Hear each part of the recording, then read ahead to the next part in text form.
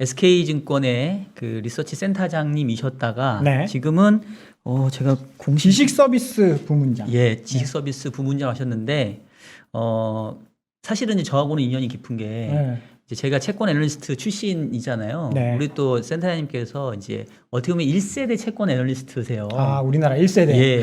그리고 저는 개인적으로 제가 이직을 할 때마다 우리 센터장님께 항상 여쭤봤어요. 저 어떻게 해야 돼요? 가야 돼요? 말아야 돼요? 그래서 저한테는 인생의 멘토 같은 분인데 아, 그러셨다고. 예. 종현아 돈 많이 주면 가야지. 농담입니다. 농담입니다. 네, 그래서 너무 네. 존경하는 우리 선배님 모셔서 네. 너무 반갑고요. 네. 예, 인사 한번 드릴게요. 선배님, 아유 이렇게 오셔서 네, 감사합니다. 오랜만입니다. 예. 네. 잘 지내고 계셔서 아주 네. 좋습니다.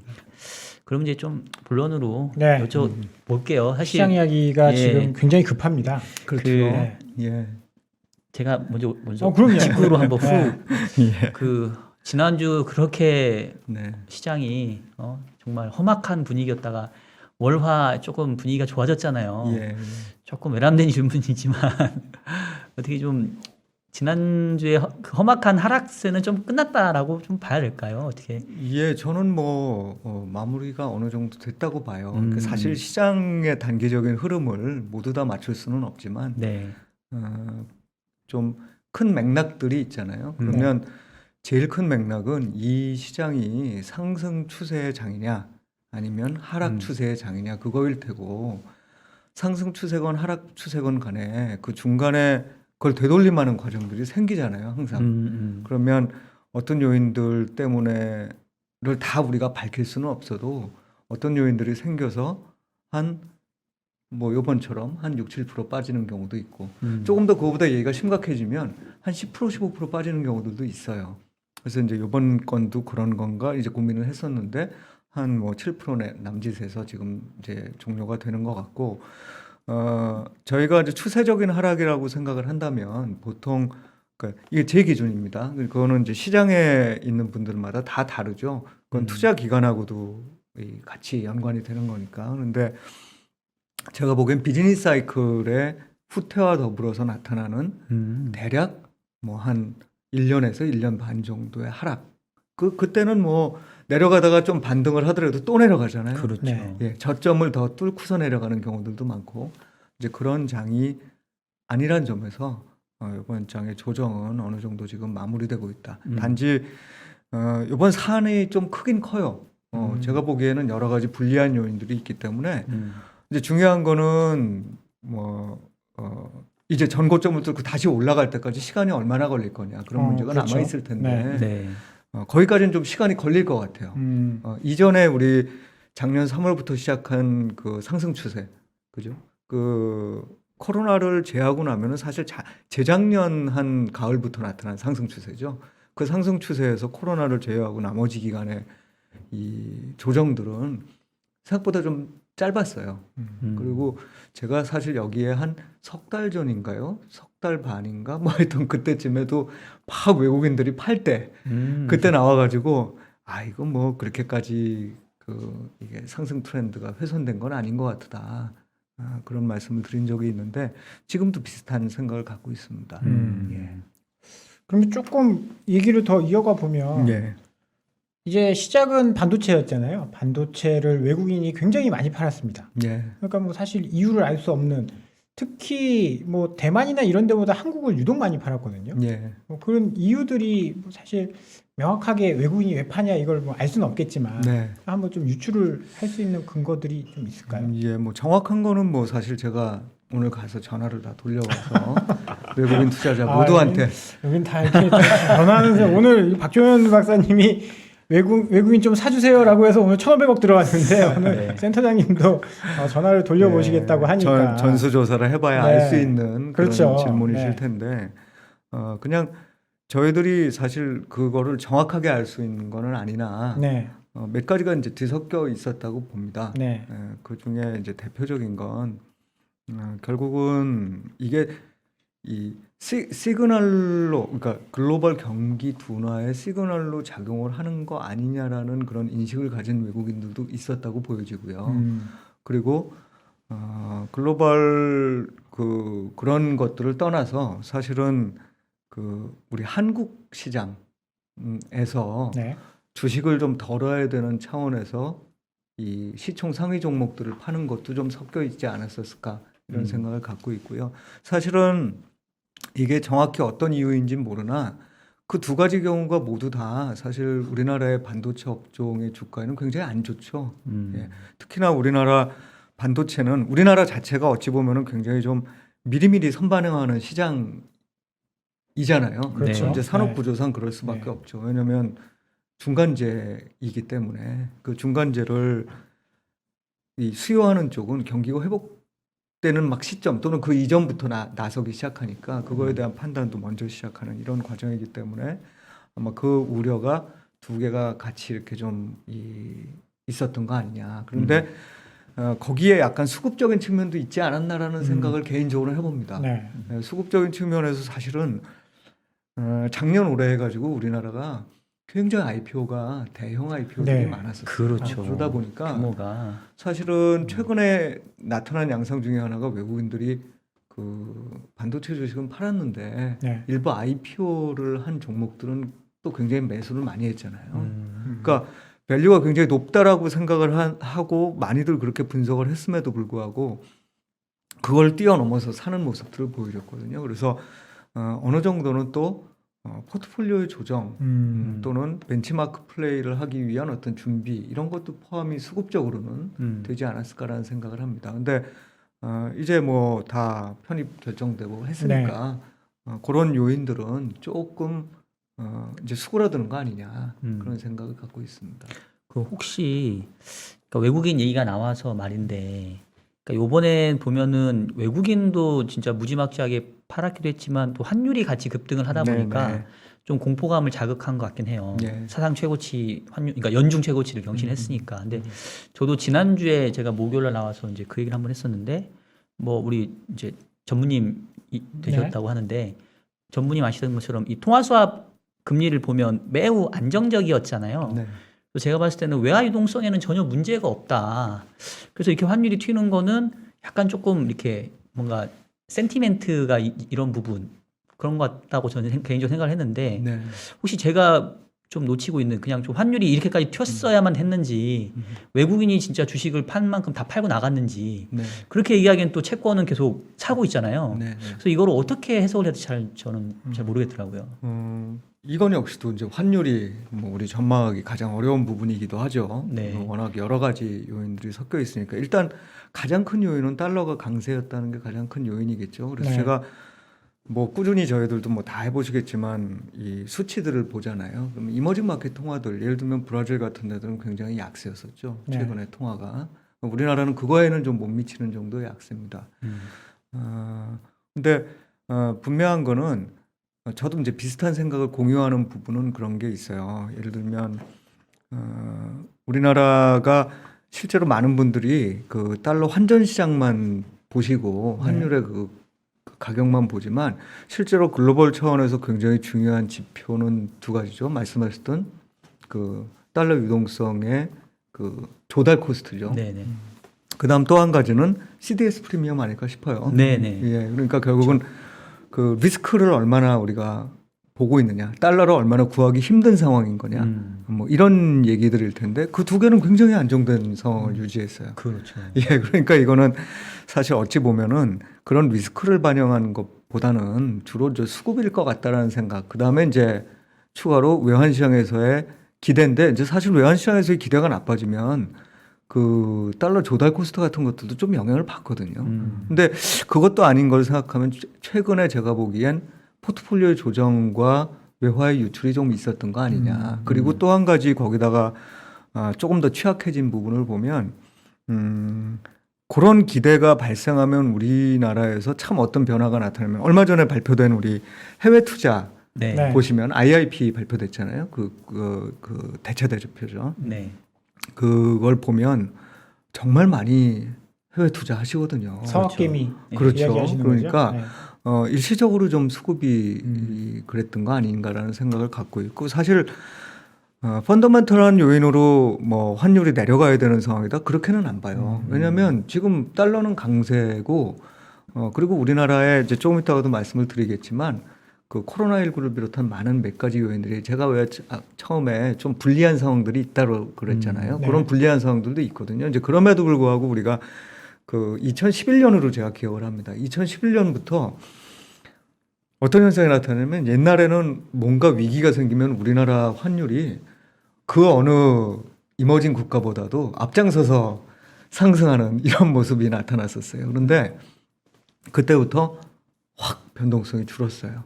그래서 오르면 뭐 지난번 위기 때도 우리 뭐 1,300원도 안 됐잖아요. 사실은 일시적으로 들었죠. 그러니까 이제 그런 부분들을 생각을 해봤을 때는 펀더멘털리 분명히 뭐 내려갈 상황은 아니나 올라가는데도 대단히 그 이 한계가 있는 말하자면 우리나라가 굉장히 안정적인 그런 국가이고 대외 채권도 거의 지금 한 500조 되죠 이제 그 정도 되죠. 그러니까 그런 상황이기 때문에 뭐 거의 환율도 고점 부근을 형성한 거 아니냐 주가와 비슷하게 그렇게 생각을 합니다. 그 마지막으로 덧붙여서 잠깐 말씀을 드리면 그리고 이제 환율과 주식시장 이게 상호작용도 하지만 저는 사실 대부분의 경우에 가격 변수라는 건 근본적인 원인을 바탕으로 하는 그 각각의 반응이라고 생각을 해요. 그래서 요번에 어찌 보면 우리나라 주식시장에 대해서 갑자기 아까 제가 그 이게 경기 둔화의 초기냐 뭐 이런 것들 뭐 얘기를 했던 그런 모든 심리들이 주식시장에도 외환시장에도 다 반영이 된 거라고 봐야 되겠죠. 네. 그럼 두 번째 질문으로 좀 넘어가 보면 우리는 이렇게 망가졌는데 네. 미국은 심각하거든요. 예. 배가 아픈데 네. 그거는 어떻게 좀 봐야 되는지 네. 그런 부분도 좀. 그거는 잘 봐야 되고 미국 시장에 투자를 했었어야 되는 거겠죠. 그 농담이고요. 네. 이제 드리고 싶은 말씀은 미국이 그런 모습을 계속 보이고 있다는 게 굉장히 중요한 글로벌 이슈라고 생각을 해요. 그게 결국 뭐냐면 미국이 주도하는 글로벌 경기 확장 모멘텀은 그치지 않았다라고 생각을 하는 겁니다. 결국은 최근에 이 테이퍼링과 관련된 논의들이 있잖아요. 테이퍼링 논의도 제가 지난 3개월 전에 나와서도 비슷한 얘기를 드렸었는데 그 테이퍼링과 관련된 논의에서 제일 중요한 게 저는 사실 연준을 믿느냐 안 믿느냐라고 생각해요. 예, 맞아요. 그러니까 통화 당국을 신뢰할 거냐 안 신뢰할 거냐. 우리가 신뢰하지 못할 만한 상황으로 지금 빠져들고 있다는 판단을 내릴 수 있을 거냐.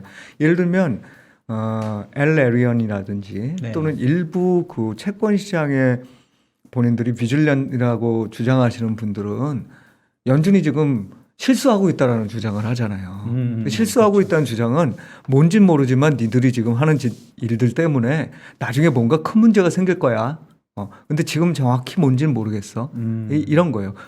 언젠가 맞을 수 있다고 봐요. 근데 그분들도 그런 얘기를 하는 거는 뭐냐면 결국은 지금까지는 연준이 실패하거나 실수하고 있다는 증거가 별로 안 나타나는 거예요. 네. 그러니까 시장도 그거를 현재 믿고 있는 상황이라고 생각합니다. 그래서 미국은 제가 보기엔 지금 현재 상승 추세를 우리보다 더 확실하게 이어가고 있는 거고요. 네. 게다가 이제 디커플링과 관련된 얘기를 잠깐 드리면 이 작용과 반작용이라는 말씀을 드릴 수 있는데 이번 경기 회복이 참 묘하게도 우리가 예상했던 것과는 조금 다른 방향으로 흘러왔어요. 그런데 그렇죠. 그 이유는 굉장히 극명했어요. 그 이후에는. 그러니까 어땠냐면 처음에 우리가 코로나19가 등장한 이후, 그러니까 발생한 이후에는 전체 경제가 다 박살날 줄 알았어요. 그런데 정부가 돈을 주고 난 이후에 어떤 현상이 나타났냐면 사람들이 보복적 소비라고 표현을 해야 될까 아니면 성난 소비라고 얘기해야 될까.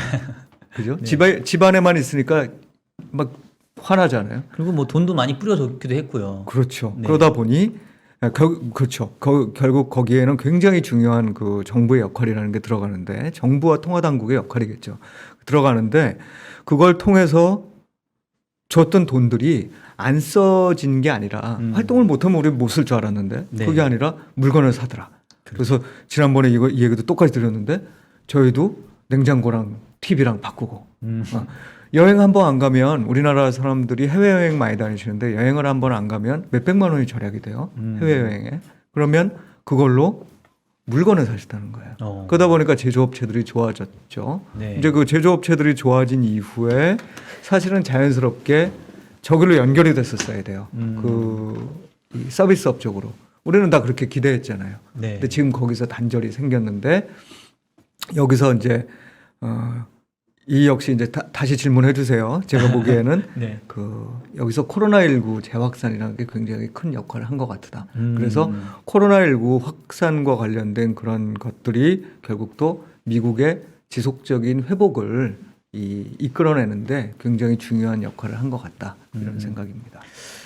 지금 이제 디커플링 얘기를 지금 했었는데, 그러니까 사실은 한국 시장이 약간 좀 애매한 것 같아요. 어떨 때는 뭐 선진 시장에 가깝게 움직이고, 어떨 때는 또 신흥 시장에 가깝게 움직이고.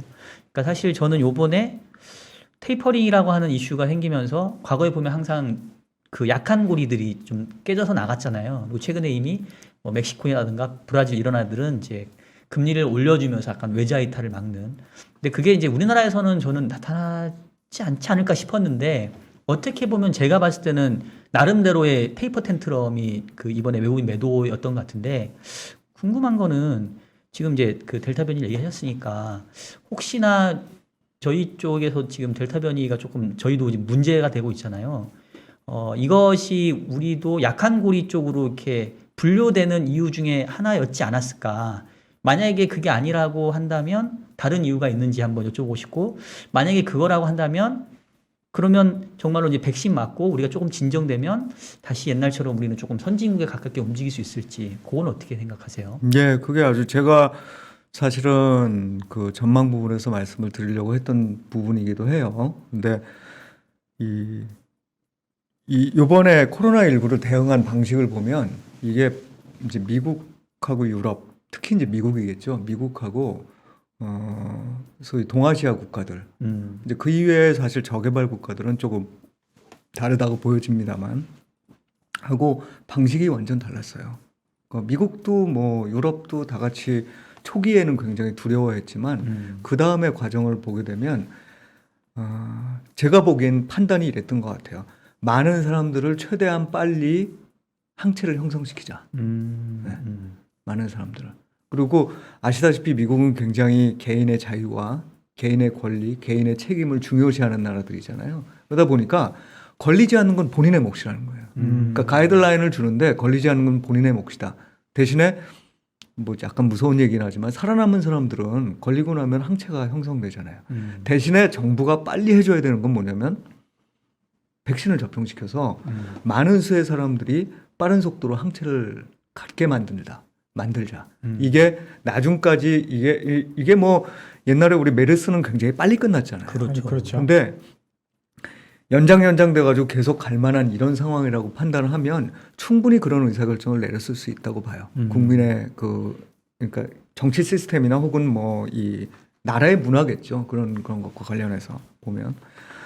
이제 그러다 보니까 지금 벌써 이제 미국은 대략 한 50-60% 정도의 2차 접종까지 완료가 된 거죠. 네. 그리고 이번에 이제 아마 화이자가 이 정식으로 승인이 되면서 조금 더 접종률이 높아질 겁니다. 그리고 이게 숫자를 보시면 미국 인구가 3억인데 3천만 명 이상이 이미 걸렸었어요. 네. 그런 사람은 빼야죠. 그렇죠. 네. 그런 사람들까지 포함시켜서 우리가 항체 형성을 생각해 본다면 미국에 있는 사람들은 많이 항체가 형성됐고, 이거의 중요성은 변이 바이러스가 나타날 때 항상 문제라기보다는 특징은 뭐였었냐면, 우리가 과거 경험상 확산 속도는 빨라지는데 치명률은 줄어든다.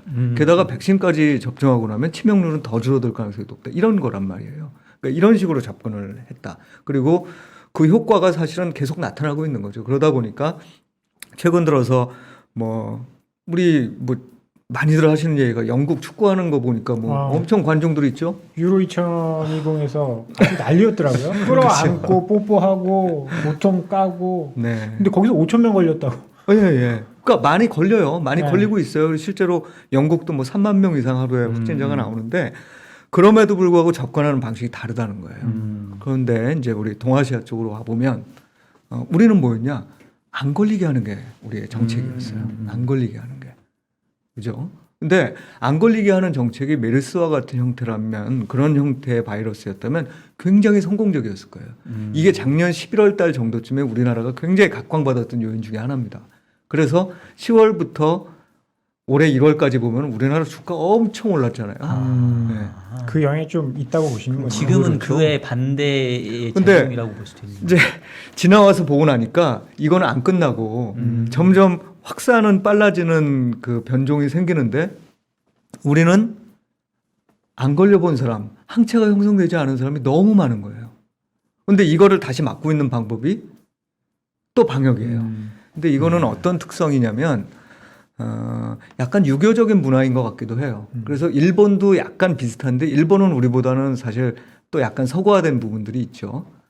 그리고 중국은 완전 우리랑 비슷한 형태였었죠. 네. 그리고 또 근데 베트남도 거기 또, 공산당이니까 완전 팍 막아버렸고. 그렇죠. 베트남도 비슷한 형태였잖아요. 뭐 우리나라는 사실 그 사회주의나 공산주의는 아니지만 어떤 그 나라들의 특징들이 있냐면 또 유교적 문화이면서 동시에 약간 그 누구죠? 그 제가 어떤 책을 읽다 보니까 젊은 분이 쓴 책인데 네. 병영국가적인 형태라는 거예요. 베트남과 중국, 우리도 마찬가지고. 약간 군대 문화가 사회- 군대를 남성 인구의 대부분이 군대를 갔다 온 나라잖아요. 네. 예, 그러다 보니까 이거를 까라면 까. 시스템에 의해서 이 정부 주도로 안 걸리게 하는 게 문제였는데 이제 문제는 뭐냐면 여기서 메르스처럼 정말 끝났으면 좋은데 아니고 계속 남아 있는 상황이라는 거예요. 그러면 빨리 우리가 백신을 접종했으면 좋은데 안 됐잖아요.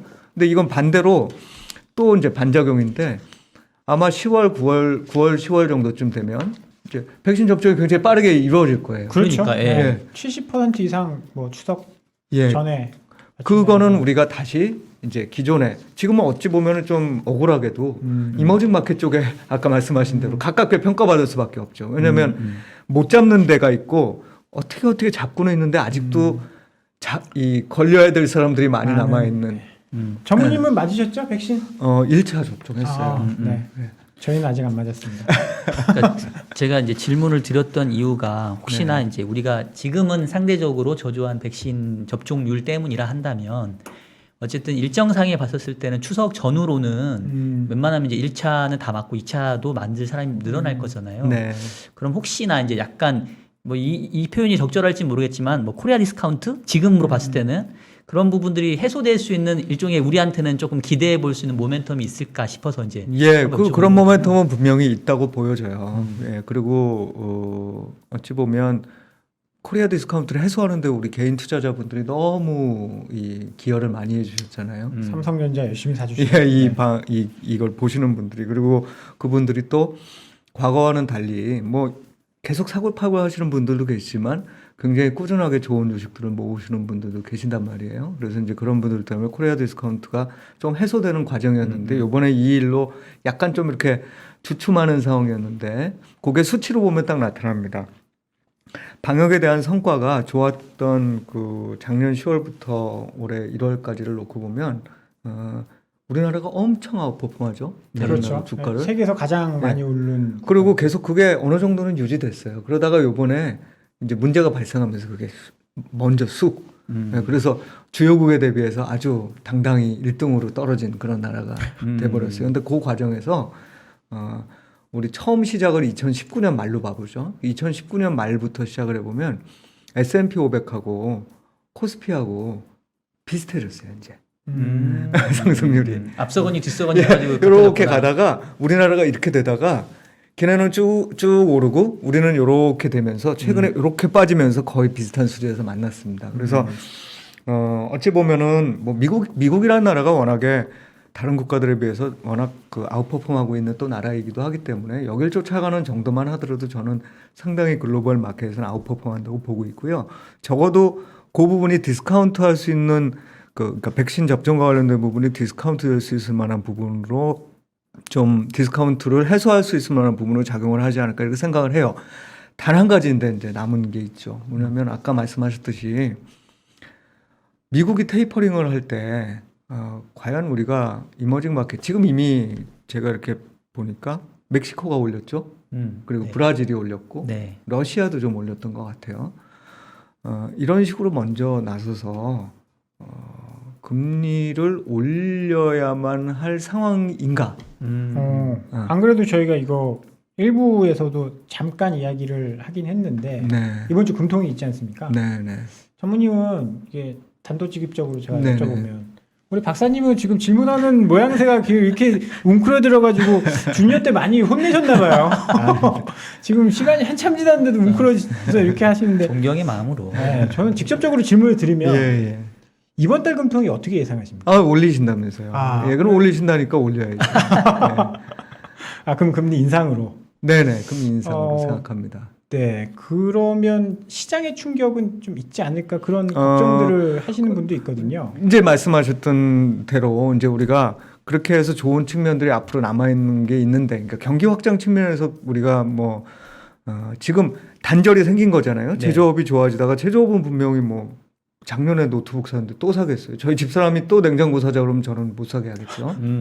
그런 것처럼 그런 부분들은 분명히 둔화될 수밖에 없고, 이거를 이어받아서 서비스업이 좋아지는 이 구도가 이번 경기 확장기의 좀 특징이라고 볼 수 있는데, 거기서 이제 단절이 좀 생긴 거잖아요.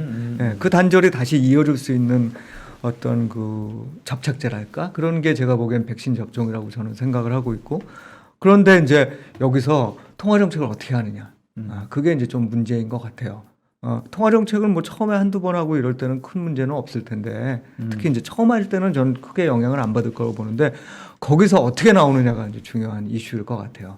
뭐 한 번 정도쯤 인상한다는 거는 이미 인상한다고 그러셨잖아요. 네. 그렇죠. 제가 보기엔 인상 안 하면 더 하면 이상한 이상해. 거잖아요.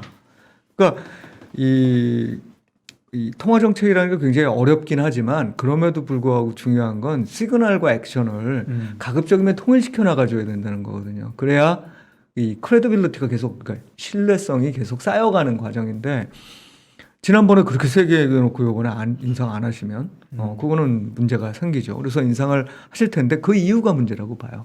그 이후에도 계속 스탠스를 그렇게 가져가신다면 아마도 시장은 조금씩 힘을 좀 또 다시 빠질 가능성이 있다고 생각을 하고, 특히나 최근에 금리 인상뿐만 아니라 우리나라가 대출을 규제하잖아요. 그렇죠. 예. 그러니까 결국 뭐냐면 이거는 확연한 양적 질적 그 긴축이거든요. 긴축이죠. 예. 그러니까 양적 질적 긴축이 이루어지고 있는데 주식시장이 계속 좋을 거다 이렇게 보기 참 주장하기 어려워요. 그래서 그거를 어떻게 할 거냐, 미시적인 조정으로 그렇게 하고 계시니 금리는 그래도 굉장히 느린 속도로 처음에 요건 올리시더라도 예를 들면 내년도에 다시 또 올린다든지 이런 식의 시그널을 보여준다면 큰 영향은 받지 않을 거라고 보는데, 그렇지 않고 뭐 부동산을 잡아야 돼 이래가지고서 막 올리기 시작하는 이런 시그널을 주신다 그러면 아마 시장은 좀 영향을 받을 거라고 봅니다. 그 사실 저는 이번 장의 조정의 원인을 제 나름은 어떻게 파악하고 있었냐면, 피크아웃 얘기한 지는 꽤 됐잖아요. 근데 이제 실질적으로 지표가 나빠지는 게 눈에 보였단 말이에요. 네. 근데 그 와중에 갑자기 테이퍼링이 좀 빨라질 수 있다, 이런 우려가 나와서 이제 부담이었는데, 거기다 대고 이제 코로나까지 또 델타 변이. 그러니까 무슨 얘기냐면 경기는 이제 피크를 지났고 코로나 때문에 안 좋아지는데 그거와 무관하게 우리는 긴축 갈 거야, 테이퍼링 빨리 해버릴 거야, 이러니까 이제 주식시장 입장에서는 어떻게 보면 기댈 데가 없는 상황이 돼버렸거든요. 근데 이제 지난 주말에 로버트 카플란이 조금 꼬리를 내리면서 역시 경기가 조금 둔화되면 그에 상응해서 정책도 조금 후퇴하겠지, 저는 그게 사실 이번 주에 좀 안도감을 주고 있다고 생각을 해요. 네. 근데 이제 이게 계속 이어질지 아니면 지금 뭐 이번 주 잭슨홀도 있고 9월 FOMC가 있는데 어쨌든 테이퍼링은 하긴 할 거잖아요, 미국도. 그러면 과연 이 중앙은행 입장에서 이거를 어떻게 잘 이렇게 저울질 해가면서 갈 수 있을지, 과거에도 항상 실수들을 좀 많이 했기 때문에 예. 어떻게 이번 사이클에서는 어떻게 보실까요?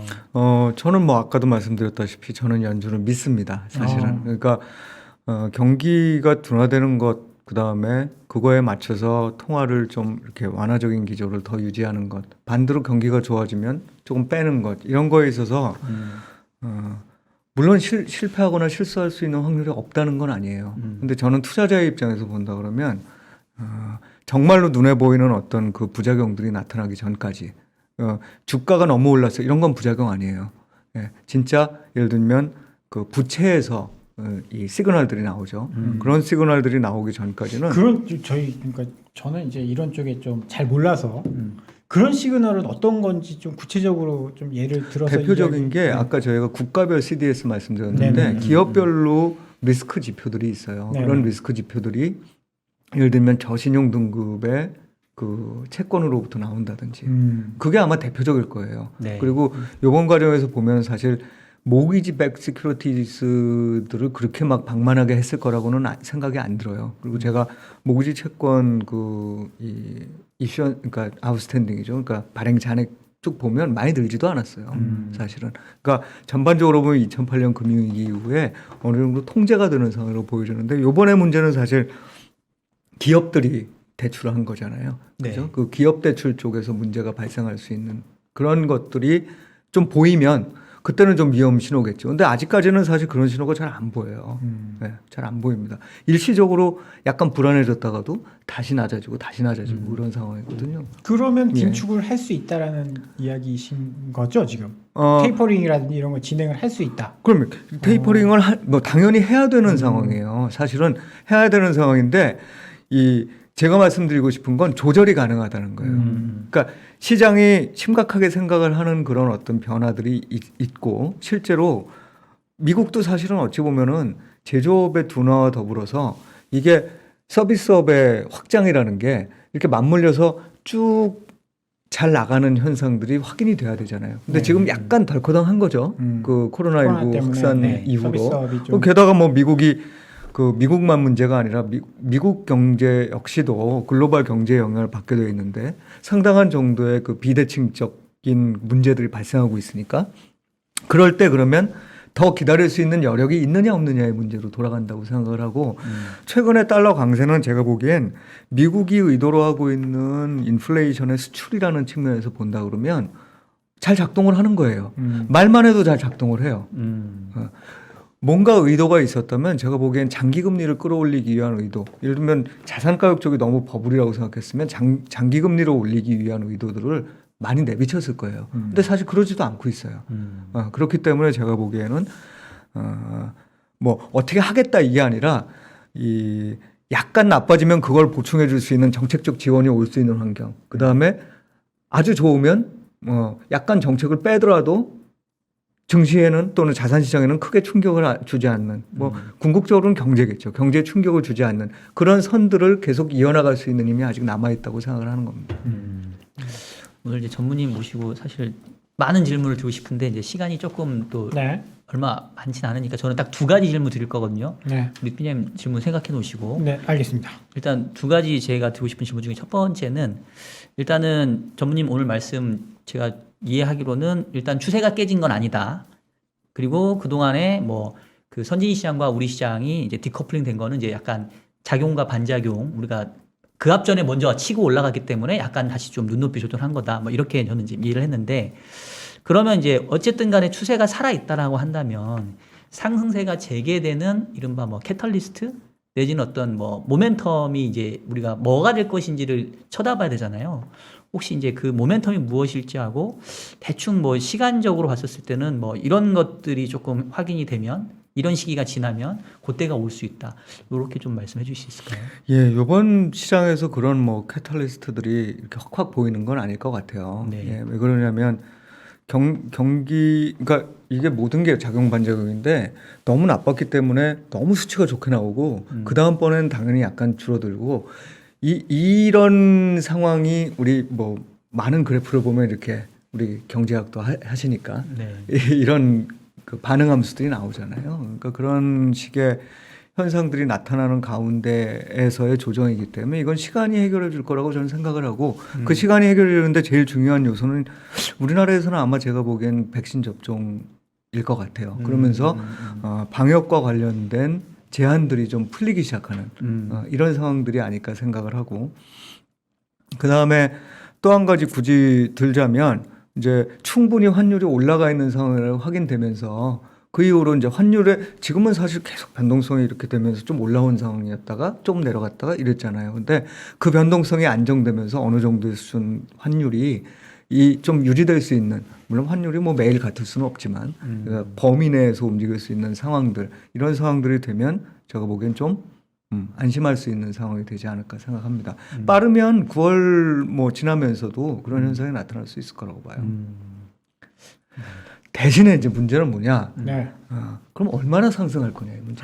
그게 중요하죠. 언제 그죠. 얼마나. 예. 네. 근데 여기에 대해서는 이제 사실 눈높이는 좀 낮춰야 될 것 같아요. 예. 눈높이를 사실 저희는 올해 초에 작년 말에 전망했던 건 뭐 모두 다 틀렸으니까 이제 올해 초에 전망을 다시 하면서 만들었던 수치가 3,500이었었어요. 저희 우리 이효석 팀장도 그렇고 같이 이제 만드셔서 저도 그걸 보고서 이게 정말 그럴까?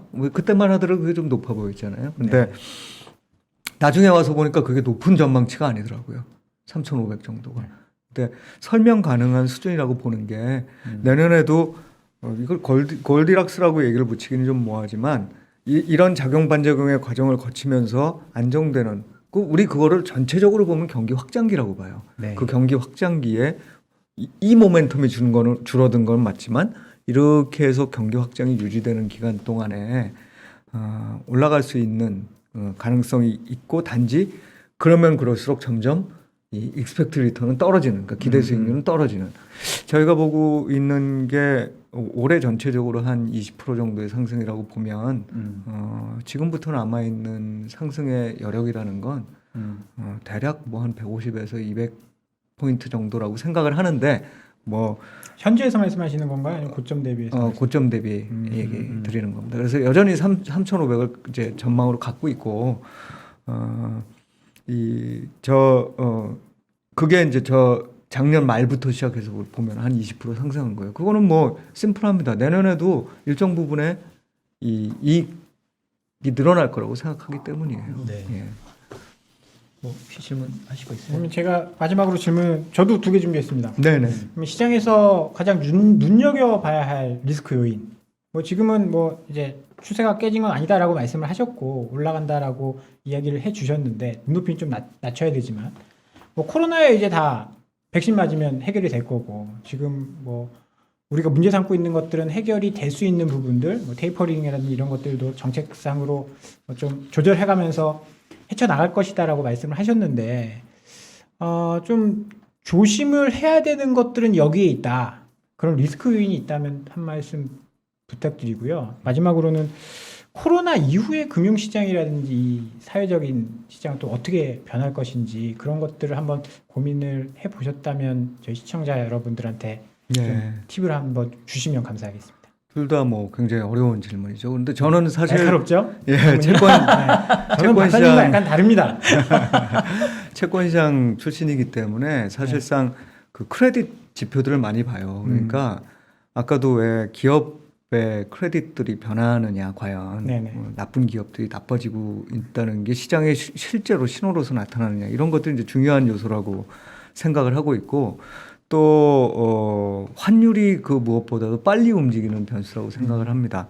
이제 그런 어떤 가격적인 요인을 제외하면 제가 보기에 역시 지금 남아있는 리스크 중에 제일 중요한 거는 테이퍼링 속도가 우리 얼마 정도 생각하세요? 지금 장기금리 움직이는 거 보면요. 미국 장기금리 움직이는 건 딱 어떤 지금 스탠스냐면 내년에 올해보다는 이 미국 국채 발행 물량이 줄어들 거예요. 그러겠죠, 당연히. 네. 예. 작년 올해 해가지고 돈을 엄청 직접 싸줬잖아요. 근데 내년부터는 뭐 인프라 투자하고 한다고 해도 이게 막 10년에 걸쳐서 이렇게 하는 거니까 신규로 발행해야 될 물량들은 줄어드는데 그거에 맞춰서 이 테이퍼링하는 속도를 딱 이렇게 맞출 거다. 그건 이제 결국 뭐냐면 장기 금리를 높이고 싶은 마음이 있느냐 없느냐거든요. 네. 지금은 사실 딱 뭐냐면 테이퍼링 해도 이 국채 발행 물량이 줄어드는 것만큼 같은 속도로 줄어든다 그러면 사실상 뭐 물량 부담이 없는 거잖아요. 네. 그러니까 거기서 균열이 생겨서 저는 지금의 이제 사실 금리 시장이든 뭐든 굉장히 많이 정부나 또는 연준의 입장이 반영되고 있다고 보는데 그런 입장에서 균열이 생겨서 이거는 장기 금리가 좀 올라가서 전반적인 자산 가격에 영향을 미치도록 만들어야 되겠다는 시그널이라고 봅니다. 금리 수준으로 말씀을 드리면 아마 우리 그 박종현 부자님 앞에서는 제가 보기에는 그 박종현 박사님 앞에서는 그 번데기 앞에서 주름이 있는데 한 지난번 고점 부근까지 예, 금리가 장기 금리가 오른다 그러면 그거는 좀 깊게 생각을 해봐야 될 신호라고 생각을 해요. 10년물로 한 1.7에서 1.8? 예. 예. 뭐 이 정도. 그죠? 이제 많이 남은 것처럼 보여도 한 번 금리가 올라가기 시작하면 또 빨리 올라갑니다. 올해 1, 4분기처럼. 참 이게 참 어려운 게 올해 1분기에는 금리 올라간다고 경기 민감주는 다 쫙 좋았잖아요. 네. 그러니까 그런데 앞으로 금리가 또 장기 금리가 올라가면 올해와는 좀 다른 움직임이 나올 수 있다라는 말씀이신 거죠? 그렇죠. 네. 그리고 이제 코로나19 이후에 세상이 어떻게 변하느냐 너무 요즘 이제 많이 얘기가 된 거죠. 네, 그 네. 금융시장도 그렇고 제가 걱정하는 거는 사실상 이거는 반드시 금융시장에 국한되는 문제는 아닌데 네. 정부의 힘이 너무 커지고 있는 거 아니냐. 그리고 그걸 너무 당연시하는 상황이 되는 거 아니냐. 그러다 보니까 때로는 뭐 정책 당국자 입장에서 당연히 저는 그럴 수 있다고 봅니다. 그런데 자본시장의 가격을 흐트리는 일들인 거죠. 예를 들면 그 인식이기도 해요. 예를 들어서 크레딧이 낮은 사람이 오히려 더 낮은 금리를 적용받아야 되는 거 아니냐. 이해가 잘 되시죠? 네. 그런 이야기들이 있었죠. 네. 네, 그러니까 이제 결국은 이게 우리가 2008년 금융위기 이후에는 오큐파이 월스트리트이라는 얘기들이 나왔었잖아요. 네. 그런데 지금은 그런 얘기는 직접적으로 나오고 있지는 않지만 금융이라는 것도 이런 위기 상황에서는 다 우리 모두의 삶을 위해서 움직여야 되는 한 부분으로 인식이 되는 듯해요. 그게 일단 문제고 그거는 어떤 문제를 발생시키냐면 시장의 자율적인 조절 기능을 약화시킵니다. 그래서 장기적으로 봤을 때는 지금 단기적으로는 굉장히 뭐 좋아 보이죠. 돈도 이미 많이 썼고 우리 올리버 블랑샷 이런 분들 뭐 보면은 우리 잠재 GDP 까먹은 것보다 훨씬 돈 더 썼다 뭐 이런 얘기인 거잖아요. 네. 근데 그런 것 때문에 경기가 좋아지지만 장기적으로 봤을 때 금융시장의 시장 기능이 위축되기 시작한다는 건 저는 전반적으로 봤을 때 경제 성장이 됐든 아니면 이 전체적인 기대 수익률이 됐든 모든 부분에서 상당히 이게 저성장 국면과 맞닿은 얘기라고 생각을 해요. 그래서 요번 이 과정이 끝나고 분명히 한번 저희가 발생할 거예요. 경기 침체라는 게 한번 발생하겠죠. 네. 그게 정확히 어느 시점인지는 뭐 아무도 모르지만 경기 침체가 발생하고 그때부터 이제 벗어날 때 이미 많이 있는 부채 거기다가 또 약간 훼손되어 있는 가격 시스템 이런 부분들이 맞닿아질 경우에 이게 좀 장기적으로 보면 어려움을 우리가 겪어야 되는 거 아니냐 그런 생각이 좀 듭니다. 그럼 이제 제 마지막 질문 드리고 네. 하시면 될 것 같은데 사실 저도 이제 전망은 전문님과 비슷하고 아직 그러니까 이번 사이클에서 고점 보지 않았다. 사이클은 살아있다고 보는데 항상 이제 저희가 틀릴 가능성이 뭔가를 이제 좀 이렇게 생각을 하게 되잖아요. 제가 얼마 전에도 그 얘기했는데 미국 NBR이 지난번에 경기 침체 사이클이 역대 가장 짧았던 2달에 그쳤고 2020년 4월, 작년 4월을 바닥으로 지금 경기가 확장 국면에 지금 들어갔다고 얘기를 했단 말이에요. 근데 지난번에 수축 사이클이 2달밖에 안 된 걸로 봐서 뭔가 압축해서 이루어졌다라는 생각이 들거든요.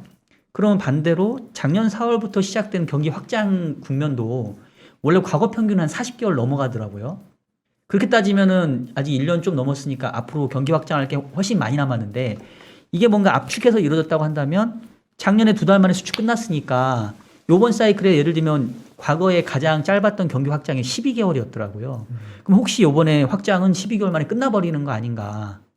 그러면 그렇게 됐었을 때 지금 피크아웃이라고 하는 게 기저효과를 가지고 얘기를 하지만 올해 2분기 이후에 계속 어쨌든 숫자는 이어론 떨어질 거잖아요. 그리고 작년 2, 4분기가 어떻게 보면은 내년 2, 4분기가 제일 안 좋아지겠죠. 숫자상에서는. 그러면 아까 이제 전문님 말씀하신 것처럼 뭐 아직은 추세가 살아있다 하더라도 그 반등하는 시점이라던가 폭 자체가 어쨌든 경기가 피크를 지나서 확장을 다시 보려면 시간이 앞으로 어쩌면 내년도 상반기까지 가야 될 수도 있는데 그러면 그 기간 동안 사실은 주식은 정말 매력 없는 자산이 돼버리지 않을까 그런 조금 우려가 있거든요. 예, 혹시 어떻게 단기적인 뷰 충분히 하실 수 있는 우려라고 생각을 하고요. 근데 이 압축해서 나타나는 경기 후퇴가 그 이후에 이 압축된 경기 확장으로 나타난다. 뭐 이거는 제가 보기엔 좀 그건 그렇지는 않을 수 있다. 거기에 이제 중요한 거는 결국 정책 당국과 네. 이 신뢰를 하느냐 아니냐의 문제인 것 같아요. 이 경기 사이클을 매니지하는. 그래서 사실 우리 그 이전에 이 굉장히 장기간에 걸친 경기 확장이 있었잖아요. 예, 128개월 그죠? 그 장기간에 걸친 경제 확장 국면에서도 계속 경제 지표들은 왔다 갔다 했었어요. 네. 그러니까 요번에 나타나는 어떤 둔화가 조금 세게 나타나더라도 제가 보기에는 그 둔화라는 게 그 나중에 우리가 NBR이 다시 경기 확장에 대한 평가를 내릴 때 경기 후퇴로 평가하지 않을 만한 수준의 경기 확장이라고 생각을 하는 거죠. 네. 그래서 말씀하신 대로 이제 가능성은 두 개예요. 이게 뭐 한 6개월이고 이렇게 기다렸다가 가는 거 아니냐. 그러면 정말 재미없는 기간일 텐데. 그리고 그게 아니라 좀 짧아지는 어떤 이 경기 사이클도 조정이겠죠. 네. 예, 수치상의 조정들이 이렇게 나타나는.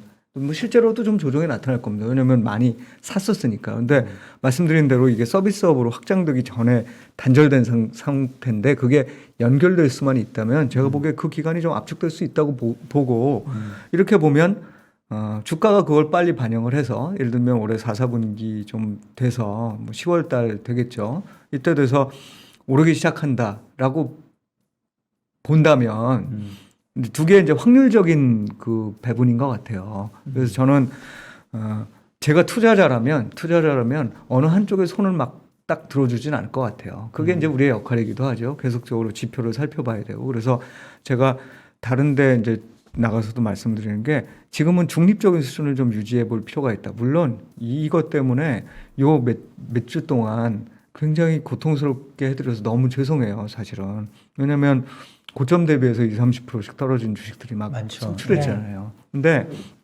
중요한 건 그 몇 주간의 하락도 중요하지만 그 기간을 못 견디고 파시고 또 더 낮은 가격에 사셨다면 정말 훌륭한 투자자시지만 제가 보기엔 여기에서의 믿음은 뭐냐면 본인이 샀던 가격 이상으로 가격이 올라갈 거냐 아니냐의 문제인 것 같아요. 그리고 그 시점이 언제냐. 제가 보기에 내년 상반기보다는 올해 하반기 쪽에 그 확률이 남아있다면 중립적인 포지션이 더 유리하지 않을까 저는 생각을 합니다. 이야기를 더 듣고 싶고 저도 지금 막 질문할 거가 막 떠오르고 있는데 그러니까 전무님 이야기 들을 때마다 궁금한 것들이 막 떠오르는데 이러면 전무님 집에 못 가실까 봐. 네. 또 하나의 방법이 있어요. 뭐야? 다음에 또 나오시면 됩니다. 맞습니다. 다음에 또 네. 저희가 모시기로 하고요. 오늘 굉장히 긴 시간 동안 지금 장장 거의 1시간을 혼자 이야기를 하셨는데 다음에 또 저희 모실 기회를 아이고, 예, 영광이죠. 네. 저야말로. 화요일에 나오셔. 꼭 화요일에 화요일에 나오셔야 나오셔야 됩니다. 예. 두 분이 화요일 날 예, 진행해요. 저희는 저희 둘이 화요일 날. 화요일 날 하니까요. 그 뭐 다음 화요일에도 우리 네. 박 박사님 약간 쭈구리 되는 모습 또 보고 싶고요. 지금까지 최석원 SK증권 취직 서비스 부문장 최석원 전무님 오늘 도움 말씀 감사드립니다. 네, 고맙습니다. 고맙습니다.